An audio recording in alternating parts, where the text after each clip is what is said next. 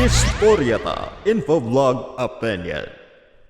Ako lang ba ang natingala or apil ka nga nagtanaw karon? Lantaran nga problema kitang-kita sa atong duha ka mga mata. Ang uban galing nabulasot pa. Apan moral lang man og baliwala kanato og kanila mga bangag-bangag nga dalan sa dakbayan, wala kag ikulbaan. Ang uban nga dalan bag-o pang nasemento, bag-o pang nahuman.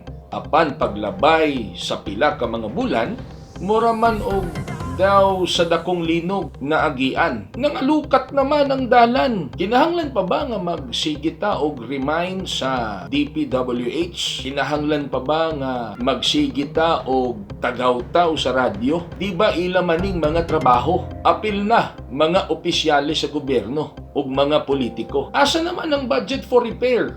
Ang ubang mga bangag gipangtubuan naman galing og sagbot. Ang ubang mga bangag muranag mga fish ponds tungod sa mga tubig na nagpundo niini kapag ka mag-ulan. Unsa man ni? A project of Department of Public Works and Highways in cooperation with Bureau of Fisheries and Aquatic Resources. Ang ubang dalan, bisag pag-upang na semento, nangaguba na ng anuman. Tungod kay sige man kini og maagian sa mga dagkong trucks sa mga koridor. Pero rason ba kini para undangon ang quarry operation aron dili maguba ang dalan? Tubag, dili.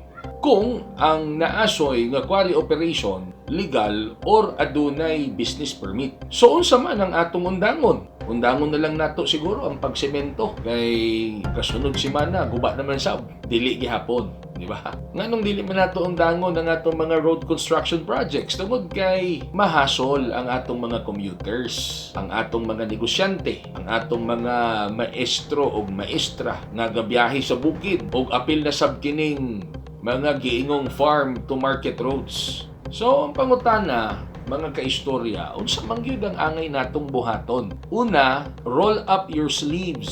Start doing and stop talking. Base nun niya og ang mga opisyalis is maayo lang sa mga interviews or press release. Maayo lang sa mga posting sa mga diha sa social media. Tapos pag abot sa aktual kulelat. Klarong-klaro naman na kulelat Suruyan ninyong Cagayan de Oro, di ba daghang kay mga lubak-lubak na dalan. Ikaduha, paspasan nato ang proseso para ma-repair tong mga nangaguba na nga mga dalan. Mangita ta og mga contractors nga kumpleto sa kahimanan og dili nato ihanok ang tanang proyekto sa usa lamang ka kontraktor.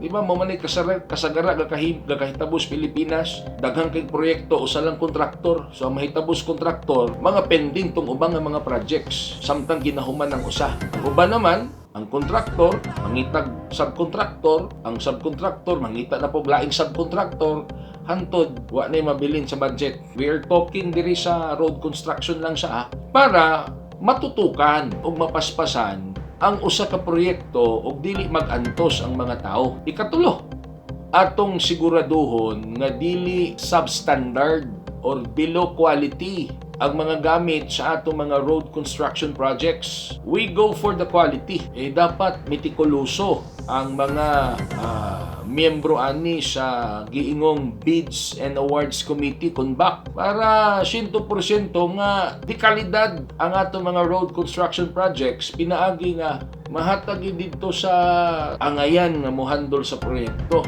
Dili kay mahatag didto sa kung kinsa tong adunay matamis nga promise. Kaya abi ninyo mga kaistorya, bisan pa og pila pa ka mga quarry trucks ang moagian nga dalan, bisan pag maagian ng linog kung nasunod gyud ang standard no sa usa ka road construction project, dili na basta-basta maguba.